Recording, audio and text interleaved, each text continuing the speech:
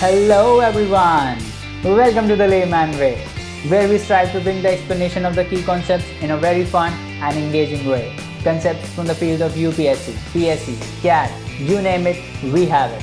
And guys, we are trying to create a big impact by providing free quality education so that everyone can get access to this education and you can be a part of this revolutionary journey by doing just few things, liking and sharing the video and subscribing to the channel. And also, do not forget to recommend the video to your friends. Alright guys, if you want to view the full playlist, you can always go on the I button in the top right corner and view our full course. And if you are watching this video, do not forget to leave a comment down below and share your progress with others so that we can motivate one another, and let's get started. So guys, welcome to the course. तो चलिए आगे बढ़ते हैं अपने festivals में, है ना। Last lecture में हमने फेस्टिवल स्टार्ट किया था, उड़ीसा के हमने देखे थे। तो आज हम केरला के देखते हैं। तो केरला में पहला आता है त्रिशूर पूरम। तो त्रिशूर पूरम क्या है? सबसे बड़ा फेस्टिवल है बेसिकली ये केरला का, है ना। पोस्ट हार्वेस्ट फेस्टिवल है ना। जब क्रॉप हार्वेस्ट हो जाती है उसके बाद ये मनाया जाता है। किसने चालू किया था? कोची के एक रूलर थे संकथन थम्पूरन, इन्होंने बनाया था, इन्होंने मतलब चालू किया था, है ना। और कहाँ मनाया जाता है? वदकुमंथम टेम्पल त्रिशूर में, ठीक है। तो वदकुमंथम टेम्पल में मनाया जाता है। सबसे बड़ा फेस्टिवल है, पोस्ट हार्वेस्ट फेस्टिवल है। और सक्थन थम्पुरन जो कि कोची के रूलर थे, उन्होंने इसको चालू किया था, है ना। उसके बाद आगे बढ़ते हैं और थुम्बी बहमूद सावन के बारे में बात करते हैं। क्या ये थुम्बी बहमूद सावन? ये बेसिकली एक ड्रैगन फ्लाई फेस्टिवल है ना। तो सबसे पहला स्टेट का ड्रैगन फ्लाई फेस्टिवल है। कहाँ मनाते हैं? केरला में मनाते हैं। आपको याद रखना है कहाँ मनाते हैं, केरला में मनाते हैं। ड्रैगन फ्लाई फेस्टिवल है। तो इसका मैस्कॉट कौन है ये भी याद रखना है, पंतलू। पंतलू इसका मैस्कॉट है, ठीक है। ये आपको याद रखना है। क्यों मनाया जाता है, कब स्टार्ट हुआ था? 2018 से मनाना चालू किया है इसको। और ये इसलिए मनाते हैं ताकि हम ड्रैगन फ्लाई के बारे में लोगों को एजुकेट कर सकें, इन्फॉर्म कर सकें, ताकि उसका एक तो कंजर्वेशन भी बढ़ेगा और वो रोल क्या परफॉर्म करती हैं बेसिकली अपने इकोसिस्टम में, वो भी उसकी भी एजुकेशन बेसिकली हम इम्पार्ट करेंगे, है ना। तो ये है थुम्बी बहमूद सावन। उसके बाद आगे क्या है? मकरा विलक्कू फेस्टिवल, है ना। मकरा विलक्कू फेस्टिवल क्या है? ये बेसिकली सबरीमाला में होता है ना। एनुअल फेस्टिवल है, मकर संक्रांति पे मनाया जाता है। कहाँ पे? सबरीमाला टेम्पल केरला में, है ना। तो लॉर्ड अयप्पन जो हैं बेसिकली उनके जो ऑर्नामेंट्स हैं उसके प्रोसेशन किया जाता है ना। तो द फेस्टिवल इंक्लूड्स इसका संस्कृत में नाम क्या है, जो लोकल लैंग्वेज में नाम क्या है? थिरुवम्भरनम। थिरुवम्भरनम जो है ये बेसिकली सेक्रेट ऑर्नामेंट्स हैं लॉर्ड अयप्पा के, है ना। उसका प्रोसेशन निकाला जाता है and a congregation at the hill shrine of Sabarimala, है ना। वहाँ फिर साबरीमाला में जाके इसकी पूजा वूजा करी जाती है, ठीक है, जो भी है। तो इस टाइप से आपको याद रखना है। मकरा विलक्कू किससे रिलेटेड है, याद रखना है कि लॉर्ड अयप्पा से रिलेटेड है। सबरीमाला टेम्पल में मनाते हैं, मकर संक्रांति के टाइम मनाते हैं। और कहाँ मनाते हैं? केरला में मनाते हैं, ना। इतना आप याद रखना बस, ठीक है। उसके बाद आते हैं अम्बुबाची मेला पे। अम्बुबाची मेला कहाँ का है? अम्बुबाची मेला बेली नॉर्थ ईस्ट का है, गुवाहाटी में मनाया जाता है, आसाम में। तो जो कामाख्या टेम्पल है ना, वहाँ पे इसको मनाते हैं। और ये कामाख्या टेम्पल है ये जो है कहाँ पे टेम्पल? बेसिकली ब्रह्मपुत्रा रिवर के बैंक्स पर है ना। तो कामाख्या जो देवी हैं वो बेसिकली गॉडेस ऑफ फर्टिलिटी हैं, है ना। इनको गॉडेस ऑफ फर्टिलिटी से रेफर करते हैं। एंड कामाख्या टेम्पल जो है वो 51 शक्तिपीठ में से एक है ना। तो ये आपको याद रखना है, ठीक है। उसके बाद आषाढ़ी बीज के बारे में बात करते हैं। आषाढ़ी बीज क्या है? बेसिकली ये कच्छ का कच्छ में सेलिब्रेट होता है जब रेंस आने वाली होती है ना, जब बारिश आने वाली होती है मानसून सीजन में, तो इसको सेलिब्रेट करते हैं, है ना। तो न्यू ईयर टाइप का है ये उनके लिए, है ना। तो बस आपको याद रखना है, Kutch people celebrate their new year on Ashadhi बीज, है ना। तो कच्छ पीपल के लिए, जो कच्ची पीपल हैं उनके लिए न्यू ईयर आषाढ़ी बीज के नाम से मनाया जाता है, ठीक है। उसके बाद नीचे आते हैं हॉर्नबिल फेस्टिवल पे। हॉर्नबिल आपको कहाँ मिलती है? नागालैंड में। तो ये कहाँ फेस्टिवल होता है? नागालैंड में, ठीक है। तो नागालैंड में ये फेस्टिवल मनाया जाता है। क्यों मनाया जाता है? कौन, पहली बात तो कौन मनाते हैं? ट्राइबल लोग मनाते हैं ना, दिसंबर में होता है, ट्राइबल लोग मनाते हैं। लार्जेस्ट सेलिब्रेशंस होते हैं नागालैंड के, जो लार्जेस्ट सेलिब्रेशंस हैं वो इसी फेस्टिवल में होते हैं। क्या क्यों मनाया जाता है? ताकि हम रिवाइव कर पाएँ और प्रोटेक्ट कर पाएँ रिच कल्चर ऑफ नागालैंड को, है ना। तो नाम इसका हॉर्नबिल हॉर्नबिल पे पड़ा है क्योंकि one of the most venerated bird species है ये स्टेट में, है ना। ऐसे माना जाता है कि इसमें स्पिरिट है ना, हॉर्नबिल में, वहाँ के लोग मानते हैं, ठीक है। तो ये आपको याद रखना है कि वहाँ पे इसीलिए इसका नाम हॉर्नबिल फेस्टिवल है, ठीक है।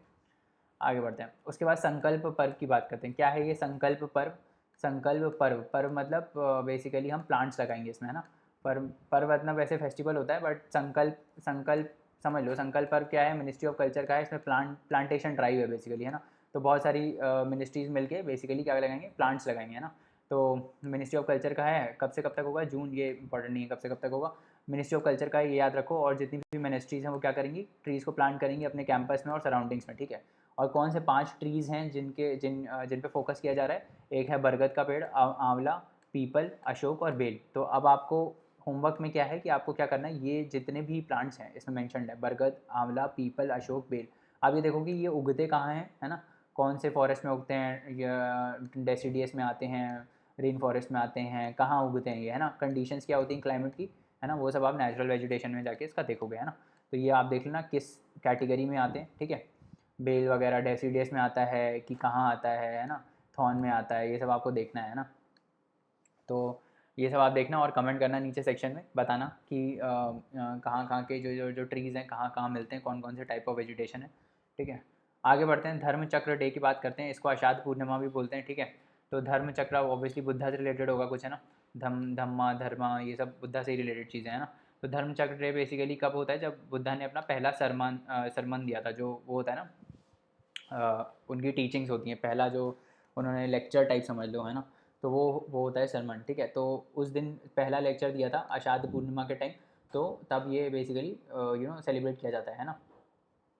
तो अब इसमें याद रखने वाली क्या है बात कि भाई सबसे पहला सरमन कहाँ डिलीवर किया था इन्होंने, सारनाथ वाराणसी में, ठीक है। तो ये आपको याद रखना है, सारनाथ नियर वाराणसी यूपी, यहाँ पे सबसे पहला उनका सरमन था बुद्धा का, ठीक है। तो इसीलिए इसको मनाते हैं, ठीक है, और कुछ नहीं है। This day is also observed as Guru Purnima by both Buddhist and Hindus as a day of reference to their gurus, है ना। बस इंपॉर्टेंट यही है कि बुद्धा ने पहला सरमन दिया था बस यहाँ पे, है ना, और कहाँ दिया था ये देख लेना, बस इतना इंपॉर्टेंट है। उसके बाद आगे चलते हैं, पर्यूषण पर्व की बात करते हैं। पर्यूषण पर्व क्या है, ये एनुअल फेस्टिवल होता है, किसका, किस रिलीजन का होता है, जैन रिलीजन का होता है ना। इसमें बेसिकली स्पिरिचुअल अपलिफ्टमेंट और सेल्फ प्यूरिफिकेशन होता है ना। तो जैन्स क्या करते हैं इसमें, फास्टिंग वगैरह करते हैं जैन्स, है ना, ताकि जो गंदे काम किए हैं उसको मतलब मतलब जैसे होता है ना, हम लोग गंगा में जाके डुबकी मारते हैं ताकि पाप धुल जाएं, वैसे ही ये लोग फास्टिंग करते हैं ताकि इनके पाप धुल जाए ना। It helps develop discipline, self control, patience, forgiveness and repentance. तो ये सब चीज़ों के लिए ये लोग जैन्स में मनाया जाता है। आपको याद रखना है कौन सा किसका फेस्टिवल है, जैन रिलीजन का फेस्टिवल है, ठीक है। डेस्टिनेशन नॉर्थ ईस्ट 2020 ये क्या है, ये एनुअल फेस्टिवल है जो मॉडर्नर जो ministry of development of north east region है ये ऑर्गेनाइज करती है ना। तो इसमें हम क्या करेंगे, जितने भी बाकी नॉर्थ ईस्ट थोड़ा बहुत सेपरेटेड रहता है ना लोगों से, मतलब पूरे इंडिया से, इधर इधर साइड में है, तो हम क्या करेंगे बेसिकली जो बाकी रीजन्स हैं, है ना, to take the north eastern region to other parts of the country, है ना, बाकी पार्ट्स में उसको इंटीग्रेट करेंगे, है ना, और bring them closer in order to strengthen national integration. तो नेशनल इंटीग्रेशन पे फोकस है किसका, नॉर्थ ईस्ट के नेशनल इंटीग्रेशन पे फोकस है ना। तो ये आपको याद रखना है। इस साल की थीम क्या है, एमर्जिंग डिलाइटफुल डेस्टिनेशन। तो इस साल की थीम क्या है, एमर्जिंग डिलाइटफुल डेस्टिनेशन, ठीक है। एक मिनट, अब आगे बढ़ते हैं, और ये हमारा आर्ट एंड कल्चर खत्म हो गया, है ना। तो अभी हम एंशंट एंड मिडिवल हिस्ट्री भी जल्दी जल्दी से डिस्कस कर लेते हैं। तो एंशिएंट और मिडिवल हिस्ट्री में देखते हैं क्या क्या थी न्यूज़ में चीज़ें, है ना। तो सबसे पहला आता है गुर्जरा प्रथियारस। क्यों था न्यूज़ में, क्योंकि भाई एक सैंडस्टोन का आइडल है, इसका नाम था नतेशा। नतेशा बेसिकली एक सैंडस्टोन का आइडियल था जो चोरी हो गया था राजस्थान से, अब उसको वापस रिटर्न कर दिया गया है इंडिया को, है ना। तो नतेशा बेसिकली प्रथियारा स्टाइल ऑफ आर्किटेक्चर को बिलोंग करता था, है ना। तो उस टाइम कौन सी डायनेस्टी रूल करती थी, गुर्जरा प्रथियारस, है ना। तो गुर्जरा प्रथियारस बेसिकली उस टाइम रूल करती थी 800 से 900 एडी के टाइम, है ना। तो इस डायनेस्टी के बारे में हम थोड़ा पढ़ लेते हैं। किसी भी डायनेस्टी वगैरह के बारे में पढ़ते हो ना, तो हमेशा मैं बोलता हूँ एडमिनिस्ट्रेशन उसका पढ़ लो, सोशल लाइफ पढ़ लो कैसी थी, इकोनॉमिक लाइफ पढ़ लो कैसी थी, है ना, और कुछ अगर लिटरेचर पब्लिश हुआ है तो वो सब पढ़ लो, है ना। बस इतना ही पढ़ना रहता है, और मेजर कोई रूलर है तो बस उतना नाम पता होना चाहिए, ठीक है।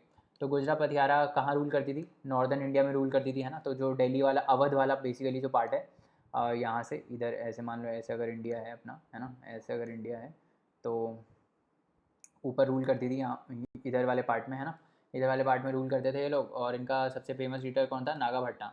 नागा भट्टा was the most famous ruler of this dynasty, है ना। तो आपको याद रखना नागा भट्टा इसी का था, गुर्जरा पथियारा डायनेस्टी का था। कहाँ पे रूल करती थी, नॉर्दर्न इंडिया में। कब रूल करती थी, मिड 8 टू 11th सेंचुरी, ये भी पूछ लेते हैं, है ना। तो मिड 8 टू 11th सेंचुरी के टाइम ऐसे क्रोनोलॉजी में पूछ लेते हैं कि ये वाली डायनेस्टी, ये वाली डायनेस्टी, ये वाली डायनेस्टी, और अरेंज करो कौन पहले आया कौन बाद में आया, इस टाइप से। तो ये भी इंपॉर्टेंट हो जाता है कि मिड 8th से 11th सेंचुरी तक ये रूल करी थी, है ना। कौन सी डायनेस्टी थी, गुर्जरा प्रथियारा डायनेस्टी, है ना। इंपॉर्टेंट रूलर कौन था, नागाभट्टा 1। अब हम एडमिनिस्ट्रेशन की बात करते हैं। तो एडमिनिस्ट्रेशन बेसिकली डिवाइडेड था, कैसा था, कुछ सेंटर के अंदर डायरेक्ट कंट्रोल में था और कुछ प्रोविंसेस में डिवाइडेड था। प्रोविंसेस को क्या बोलते थे, प्रोविंसेस को भुक्ति बोलते थे। प्रोविंसेस का नाम क्या है, भुक्ति, है ना, ये याद रखना। ऐसे पूछ लेते हैं कि ये नाम क्या था उस टाइम प्रोविंसेस का, भुक्ति रेफर्स टू, ऐसे पूछेंगे, भुक्ति रेफर्स टू, नीचे दे देंगे ऑप्शन, है ना। तो ये आपको याद रखना है कि provinces were called bhuktis at that time. Districts को बोलते थे मंडला या फिर विषया, है ना। तो याद रखना, डिस्ट्रिक्ट्स को क्या बोलते थे, मंडला या विषया। और डिस्ट्रिक्ट्स को जो कंट्रोल करता था, है ना, उसको क्या बोलेंगे, विषयापति, क्योंकि डिस्ट्रिक्ट को विषया बोल रहे हैं तो डिस्ट्रिक्ट को कंट्रोल करेगा तो उसको क्या बोलेंगे, विषयापति, जो हेड ऑफ डिस्ट्रिक्ट होगा। जैसे इंडिया राष्ट्र है ना, तो इंडिया को हेड कौन करता है, राष्ट्रपति। वैसे ही डिस्ट्रिक्ट का विषया, और इसको हेड कौन करेगा, विषयपति, है ना। तो ये डिस्ट्रिक्ट का नाम था, और बाकी जो है वो गवर्नर कंट्रोल करता था, है ना। गवर्नर को क्या बोलते थे, उपारिका। गवर्नर का नाम क्या था, उपारिका, ये ध्यान रखना, ठीक है। तो ये ध्यान रखना कि प्रोविंसेस जो थे, प्रोविंसेस एंड डिस्ट्रिक्ट्स, है ना, प्रोविंसेस और डिस्ट्रिक्ट्स का अल्टीमेट, मतलब अल्टीमेट जैसे होता है ना, अल्टीमेट कंट्रोल किसके पास था, तो वो गवर्नर के पास है ना। अभी भी गवर्नर के पास ही है, मतलब अभी भी ऐसा होता है ना, स्टेट का हेड कौन होता है, गवर्नर होता है। तो उस टाइम भी ऐसा ही था, गवर्नर था, है ना। गवर्नर क्या बोलते थे, उपारिका बोलते थे। प्रोविंसेस और जो डिस्ट्रिक्ट्स हैं वो उपारिका के अंदर रहते थे, है ना। प्रोविंसेस को भुक्ति बोलते थे, डिस्ट्रिक्ट को क्या बोलते थे, विषया बोलते थे, और जो हेड ऑफ डिस्ट्रिक्ट होता था, मतलब जो लोकल हेड होता था, उसको क्या बोलते थे, विषयापति, ठीक है। Governor and district heads were task with collecting land revenue, ये लोग लैंड रेवेन्यू कलेक्ट करते थे, लॉ एंड ऑर्डर मेंटेन करते थे, है ना। आर्मी आर्मी थी इनके पास बेसिकली। तो हाँ, ये सब था, है ना, लॉ एंड ऑर्डर। और ये रेवेन्यू कौन कलेक्ट करता था, गवर्नर और डिस्ट्रिक्ट हेड्स, जो ये विषयापति है ना, वो लोग, ठीक है। उसके बाद ट्रेड एंड इकोनॉमी की बात करें तो मेनली एग्रीकल्चर पे डिपेंडेंट थी इसकी पॉपुलेशन, है ना। एग्रीकल्चर ही उस समय होता था। और फिर लिटरेरी सोर्स की बात कर लेते हैं, तो उस टाइम अरब मर्चेंट्स आए थे, कौन कौन से, सुलेमान, एक मिनट, सुलेमान अल मसूदी, और पोएट थे राजशेखरा। किसके कोर्ट में थे राजशेखरा, महेंद्र पाला वन, ठीक है। तो ये आपको याद रखना है, राजा शेखरा पोएट किसके कोर्ट में थे, महेंद्र पाला वन। किसको बिलोंग करते थे ये, गुर्जरा प्रथियारा डायनेस्टी को, है ना। तो ये आपको याद रखना है। तो ये जो प्रथियारा स्टाइल की मैं बात कर रहा हूँ ना, ये इस टाइप का रहता है, देखो जैसे ग्वालियर में एक है तेली का मंदिर, है ना। तो ये प्रथियारा स्टाइल का प्रतीक है। तो इस टाइप से रहता है प्रथियारा स्टाइल, है ना। तो याद हो गया। नॉर्दर्न इंडिया में था, नागाभट्टा वन इंपॉर्टेंट रूलर थे। उसके बाद एडमिनिस्ट्रेशन में भुक्तीस थे, विश्यास थे, इसको कंट्रोल करने वाले विश्यापतीस थे। गवर्नर और डिस्ट्रिक्ट हेड मिलकर लैंड रेवेन्यू और लॉ एंड ऑर्डर मेंटेन करते थे। एग्रीकल्चर पे पॉपुलेशन डिपेंडेंट थी। और मर्चेंट्स आए थे कौन कौन, सुलेमान अल मसूदी और राजा शेखरा। राजा शेखरा किसके कोर्ट में थे, महेंद्र पाला वन के कोर्ट में, ठीक है, याद रखना है। उसके बाद ककाटिया डायनेस्टी के बारे में बात करते हैं। तो ककाटिया बेसिकली कौन थे, ककाटिया ये लोग फ्यूडिटरीज थे वेस्टर्न चालुक्यास के। फ्यूडिटरीज कौन होता है, दीज आर फ्यूडिटरीज, मतलब फ्यूडिटरीज मतलब ये किंग है ना। तो किंग की जो ज़मीन है ना, किंग की ज़मीन को मैनेज करने वाला जो होता है वो फ्यूडिटरी, मतलब उस टाइप से, है ना। किसी भी यहाँ पे जो लैंड होल्ड कर रहा होता है ना, उसको बोलते हैं, ठीक है। तो कुछ पर्टिकुलर टेन्योर के लिए किंग इनको मैनेज करने के लिए देते थे, तो उसको बोलते हैं फ्यूड्यूटरीज, है ना। तो ये ककाटियाज बेसिकली फ्यूड्यूटरीज थे किसके, वेस्टर्न चालुक्यास के, है ना। इनका कैपिटल क्या था, वारंगल इनका कैपिटल था, है ना। Warangal was the capital of Kakatiyas, ठीक है। Independent dynasty was establish when Rudradeva one, sorry when क्या है, वेन नहीं है, बाय है ये, है ना। तो रुद्रदेवा जो था उसने ये उस टाइम इस्टेब्लिश हुआ था, ये रुद्रदेवा के टाइम इस्टेब्लिश हुआ था, है ना। और गणपति देव जो हैं, है ना, Ganapati Deva was the longest among all Kakatiya rulers. तो सबसे ज़्यादा लंबा टेन्योर किसका था, गणपति देव का, है ना। गणपति देव का सबसे बड़ा मतलब टेन्योर था इनके रूलर्स में, है ना। फिर एक और फेमस थी रानी रुद्रमा देवी, है ना। These were one of the few queens in the Indian history that belong to Kakatiya dynasty. तो ये किसकी रानी थी, ककाटिया डायनेस्टी की थी, ये याद रखना, आगे भी आएगा अभी। रानी रुद्र देवी किसकी थी, रुद्रमा देवी किसकी थी, ककाटिया डायनेस्टी की, ठीक है। तो याद रखना क्योंकि न्यूज़ में था ये, तो याद रखना ये रानी रुद्रमा देवी। सोशियो इकोनॉमिक हिस्ट्री की बात करें तो मेजर ऑफ द ट्रेड जो होता था और जो सामान ट्रांसफ़र होता था, वो एक पोर्ट था मोटूपल्ली, वहाँ से होता था, है ना। ट्रैवलर्स की अगर हम बात करें कौन से बाहर के ट्रैवलर्स आए, तो मार्को पोलो जो हैं वो आए थे यहाँ पे, है ना। तो ऐसे कोई पूछ ले कि मार्को पोलो कब आए थे, तो वो ककाटिया डायनेस्टी के टाइम पे आए थे, है ना। कब आए थे, ककाटिया डायनेस्टी के टाइम पे, है ना। 1200 ट्वेल्थ सेंचुरी के आसपास, है ना। तो ये आपको याद रखना है, कब आए थे, 12th सेंचुरी के आसपास, है ना, 12th सेंचुरी के आसपास। और इसका कोई पर्टिकुलर फीचर है, हाँ फीचर है। ककातिया ये लोग बेसिकली इन्होंने लार्ज टैंक्स बनाए थे, और लार्ज टैंक्स में इन्होंने स्लूस वियर डिवाइस का यूज़ किया था, जिससे क्रॉप प्रोडक्शन बूस्ट हो गया था। स्लूस वियर बेसिकली एक टाइप का स्ट्रक्चर रहता है, डैम टाइप स्ट्रक्चर रहता है, उसमें ऐसे नीचे नीचे कुछ रहता है, मतलब ऐसे जाली टाइप का रहता है ना, स्टेप्स सा रहते हैं। और इस टाइप से कुछ वायर करते हैं इस डिवाइस को, एग्जैक्टली मेरे को नहीं पता, एक बार जाके देखना क्या होता है, बट इसी टाइप का कुछ होता है ना। तो वो उस टाइप का डिवाइस इन्होंने यूज़ किया था और इससे क्रॉप प्रोडक्शन को बूस्ट मिला था, है ना। तो बस यही है, बस आपको याद रखना है कि ये इन्होंने लार्ज टैंक्स का कंस्ट्रक्शन किया था, है ना, जिसमें इन्होंने कुछ टाइप का स्लूज वायर डिवाइस यूज़ किया था जिससे क्रॉप प्रोडक्शन बूस्ट हो गया था, है ना। तो ये आपको याद रखना है ककाटिया डायनेस्टी के बारे में, है ना। आर्किटेक्चर की बात करें तो रुद्र शिवरा टेम्पल जो है वो रुद्रमा देवी ने बनाया था। हमने पीछे बात किया ना कि रुद्रमा देवी जो थी वो किसकी थी, ककाटिया डायनेस्टी की। तो इन्होंने रुद्रेश्वरा, है ना, रुद्रेश्वरा टेम्पल इन्होंने बनाया था। नाम से ही पता चल जाएगा, रुद्र और यहाँ पे रुद्रा देवी, है ना, तो नाम से ही रिलेट कर लो, रुद्र रुद्रा देवी, ठीक है। रुद्रेश्वरा टेम्पल किसने बनाया था, रुद्रा देवी ने, है ना। फिर एक और था रमापा टेम्पल। अब ये रमापा इकलौता ऐसा टेम्पल है तेलंगाना में जो इन्होंने ही बनाया था। ये जो नाम है ना, इन्होंने ही बनाया था, रमापा। जनरली आप टेम्पल्स के नाम देखोगे ना, तो जनरली टेम्पल्स के नाम गॉड के नाम पे बेस्ड होते हैं, जैसे जगन्नाथ, है ना, जगन्नाथ टेम्पल, लिंगराज टेम्पल, ये सब गॉड के नाम है ना। तो इस टाइप से गॉड के नाम पे बेस्ड होते हैं, बट ये इकलौता ऐसा टेम्पल है जो जिसने बनाया है उसके नाम पर है ना। तो ये इसका खासियत है ना। उसके बाद इंडस वैली सिविलाइजेशन की हम कुछ कुछ बातें करते हैं। इंडस वैली सिविलाइजेशन में कुछ कुछ नई फाइंडिंग्स आई हैं। ये मिला है कि वहाँ पे उस टाइम पे डेयरी प्रोडक्शन था और वो भी इंडस्ट्रियल लेवल पे होता था, है ना। और एनिमल्स को यूज़ किया जाता था डेयरी प्रोडक्शन के लिए। कौन कौन से थे, कैटल बफेलो का मीट रेजिड्यू भी जो है वो इंडस वैली में था। तो मतलब वहाँ उस टाइम नॉनवेज भी लोग खाते थे।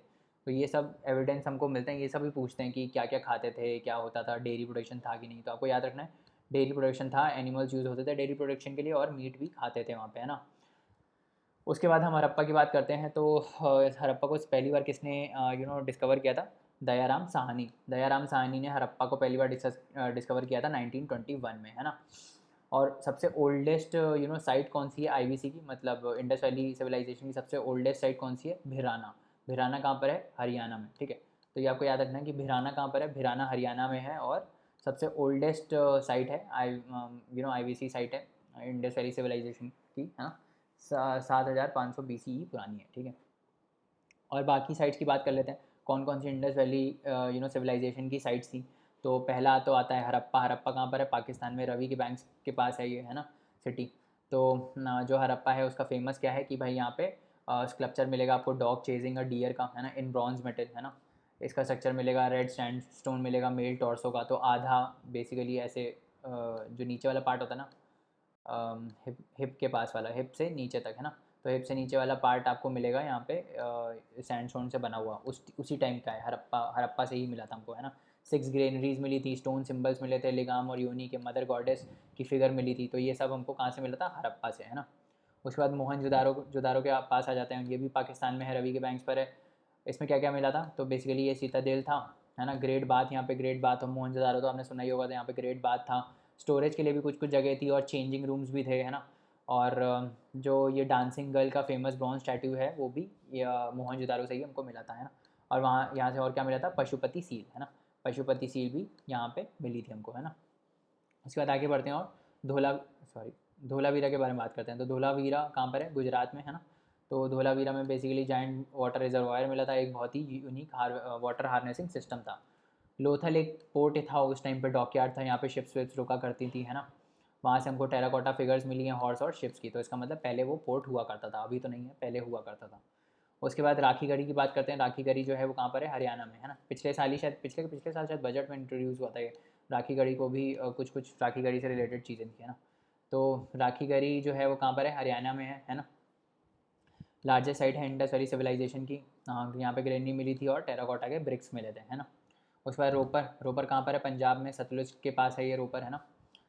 सतलुज पर लोकेटेड है रोपर। उसके बाद यहाँ पे क्या मिला था हमको, dog buried with human oval pit burials, है ना। और कॉपर एक्स मिली थी यहाँ से, ठीक है। तो कॉपर एक्स मिली थी आपको यहाँ से, रोपर याद रखना है, इंपॉर्टेंट ये है, ये याद रखना है ना, ये तो याद रखना ही है। हड़प्पा, मोहनजोदारो, धोलावीरा, लोथल, राखी गढ़ी, ये सब बहुत इंपॉर्टेंट है।